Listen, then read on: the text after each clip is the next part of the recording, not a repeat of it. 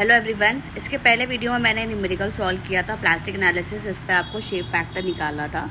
अभी जो न्यूमेरिकल है इस पे है कि आपको जो है एफ का वैल्यू, जो स्ट्रेसेस का वैल्यू है वो दिया हुआ नहीं है।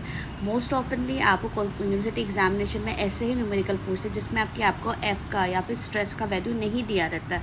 ओनली आपको आई सेक्शन का डायमेंशन दिया जाएगा और बोलेगा कि find out the shape factor. तो ऐसे टाइप के न्यूमेरिकल को कैसे सॉल्व करना है ये हम अभी देखेंगे ये वाले वीडियो में। So let's start.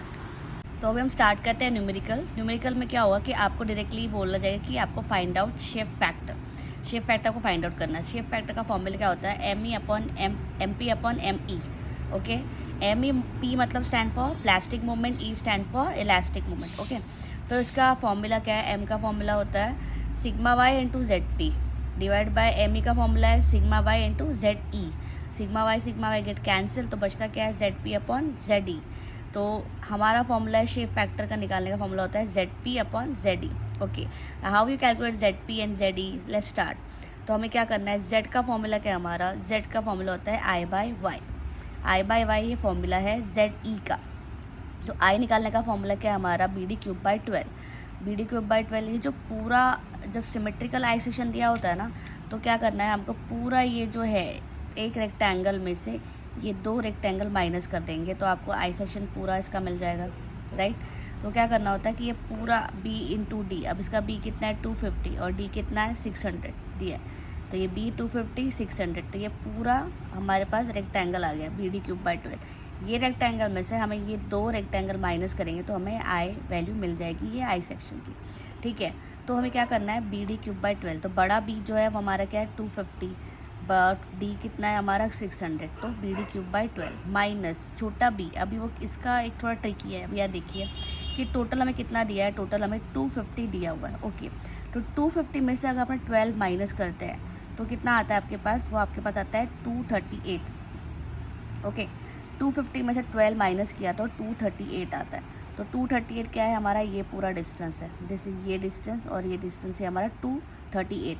आप इसको दो रेक्टेंगल बना के भी फॉलो कर सकते हैं या फिर आप इसको डायरेक्टली भी ले सकते हैं। तो मैंने दो रेक्टेंगल फॉर्म नहीं किया, जैसे कि मैंने यहाँ पे एक रेक्टेंगल, यहाँ एक रेक्टेंगल फॉर्म नहीं किया। मैंने डायरेक्टली बी जो वैल्यू ले लिया वो लिया है 250 माइनस 12 किया, तो जो आंसर आ रहा है 238, वो डायरेक्ट वो आंसर ही मैंने यहाँ पे लिया। ओके, आप इसका आधा डिवाइड बाई 2 भी कर सकते हो। 238 डिवाइड बाई 2 किया तो ये वाला b प्लस ये d, देन ये वाला b, देन ये d, मतलब दो रेक्टेंगल आप माइनस करोगे। आप वैसा करो या ऐसा करो, ये ज़्यादा ईजी लग रहा है मुझे, तो ऐसा मैं ऐसे कर रही हूँ। तो 250 माइनस 12 किया तो 238 आ रहा है। 238 हमारा b हो गया, d आपका कितना है? 540, ठीक है। ये रेक्टेंगल हम लोग कर रहे हैं, ठीक है। अभी ये रेक्टेंगल अगर हम कर रहे हैं, ये वाला ये रेक्टेंगल, तो इसका क्या है? b जो है ये वाला, ये हमने निकाला है 238, इस ये प्लस ये दोनों का b 238 और d कितना है दोनों का? 540। सो दैट इज़ 238 इंटू 540 का cube by 12। Okay, getting my point. आप इसको 2d में भी कर सकते हो, मतलब 238 डिवाइड बाई 2 किया तो फिर यहाँ से भी आप कर सकते हो, ठीक है। लेकिन आप डायरेक्टली करने का क्योंकि ईजी होता है ना। आपको ये बस पुटिंग वैल्यू, आपको आई की वैल्यू यहाँ पर मिल जाएगी। बड़ा बी डी क्यूब बाई 12, बड़े रेक्टेंगल में से दो छोटे रेक्टेंगल माइनस किए तो आपको आई मिल जा रहा है, ठीक है। तो ये आई की वैल्यू मिल गई। वाई की वैल्यू, क्योंकि सिमेट्रिकल आई सेक्शन है तो ये 600 डिवाइड बाई 2 कर दिया तो हमको मिल जाएगा वाई मैक्स। 600 डिवाइड बाई 2 300 मिल गया। अब Z E is equals to I by Y, ये फॉर्मूला है हमारा Z is equals to I by Y. तो आई हमने यहाँ पे कैलकुलेट किया है, वो आया 1.36 इंटू 10⁹9, ठीक है। डिवाइड बाई 300 किया वाई की वैल्यू, तो आपको क्या मिल गया? जेड ई मिल गया। अभी आपको निकालना है जेड पी निकालते वक्त आपको क्या करना है? का फॉर्मूला होता है, जेड पी का फॉर्मूला होता है a divide by 2 y1 plus y2। Okay, तो एरिया हम निकालेंगे। सबसे पहले हम एरिया निकालेंगे। तो एरिया क्या हो रहा है हमारा? 250 इंटू 30, ये एक एरिया हो रहा है। तो हमारे कितने फ्लैंज है? ऐसे दो फ्लैंज है, 250 इंटू 30, 250 इंटू 30, ऐसे दो फ्लैंज है, इसलिए मैंने 250 इंटू 30 इंटू 2 किया, ठीक है। प्लस 540, ये जो डेप्थ है 540 इंटू 12, ये जो है ये 12 है, ठीक है। सो ये क्या हो गया? 250 इंटू 30, ये फ्लैंज हो गया दो बारी। और जब वेब का आ रहा है 540 इंटू 12, ठीक है। तो मेरा एरिया निकल गया 250 इंटू 30, 2 बार फ्लैंजेस से 2 प्लस 540 इंटू 12, तो मेरा एरिया निकल गया। तो यहाँ पे एरिया निकल गया। अब निकालना है मुझे y1 एंड y2। y1 और y2 दोनों भी इसमें सेम रहेंगे बिकॉज ये सिमेट्रिकल आई सेक्शन है। तो आप एक बार y1 निकालोगे तो सेम वैल्यू y2 की भी रहेगी। तो y1 निकालने का फॉर्मूला क्या है आपका, y1 बार निकालने का फॉर्मूला है आपका a1 y1 plus a2 y2 divide by a1 plus a2। तो a1 अभी आपको क्या करना है, यहाँ पे ट्रिकी कि आपका जो सेंटर है, ठीक है, अभी सेंटर ऑफ वेब लेना है।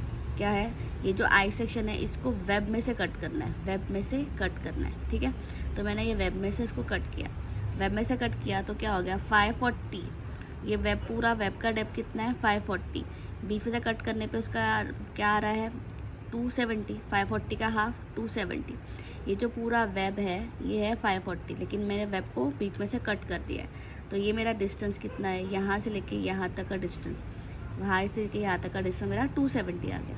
ओके, तो ये मेरा एरिया हो गया। अभी मुझे सिर्फ ये वाला एरिया लेना है, जो मैंने रेड पोर्शन से हाईलाइट किया है, मुझे यही एरिया लेना है, ठीक है, यही एरिया लेना है। तो ये होगा मेरा एरिया होगा 12 इंटू 270। 12 है यहाँ से, ये क्या है 12 है, इतना ये कितना है 270।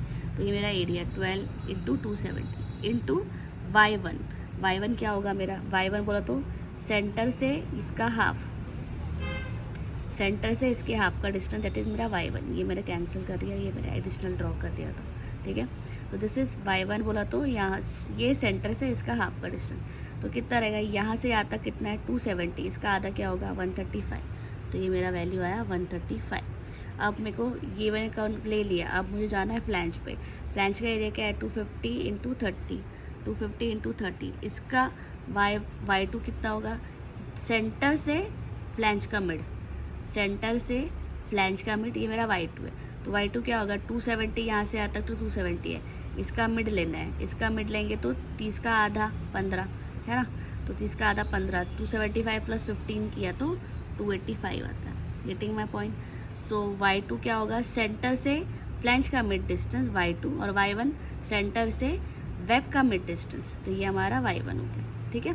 सो इस तरह से हमने पुट किया। फिर ये a1 प्लस a2, a1 हमारा 270 इंटू 12 है, प्लस a2 250 इंटू 30 है। तो हमारा पुटिंग ऑल द वैल्यू हमके क्या मिल गया है y बार मिल जाने के बाद ये सॉल्व करके हमका आंसर मिल रहा है 239.75, ठीक है। सो y1 y2 दोनों सेम है, y1 y2 are same for symmetrical I section. ना moving on to the ZP formula. ZP formula है आपका area divide by 2 into y1 plus y2। So area मेरा आया है यहाँ पे 21480, ये मैंने एरिया निकाला, डिवाइड बाई 2 किया into y1 y2 into y1 plus y2, ठीक है, y1 प्लस y2। तो y1 मेरा आया है 239.75, यही मेरा y1 है और यही मेरा y2 है। तो दोनों को मैंने प्लस कर दिया, ठीक है, फॉर्मूले पे। आफ्टर सॉल्विंग ऑल दिस आप कितना आंसर मिल रहा है ZP का 5.149, ठीक है। शेप फैक्टर का फॉर्मूला क्या है ZP अपॉन ZE। तो ZP मेरा कितना है 5.149, ठीक है। ZE कितना है मेरा, ZE हमने कैलकुलेट करके निकाला था 4.58। I will show you, ZE मैंने निकाला था 4.58, ये मेरा ZE आ गया, ठीक है। तो मैंने ZE का वैल्यू यहाँ पे डाल दिया 4.58। दोनों को सॉल्व करने से कितना मेरा आ रहा है शेप फैक्टर 1.14129। तो this is my shape factor 1.14124। तो ये इजी न्यूमेरिकल है, इसमें बहुत इजीली सॉल्व करना होता है, सिर्फ आपको y1 y2 लेते वक्त थोड़ा ध्यान रखना पड़ेगा, ठीक है। कोई भी डाउट लगता तो आप मुझे कमेंट सेक्शन में पूछ सकते हो। Thank you very much. Please like and subscribe my channel.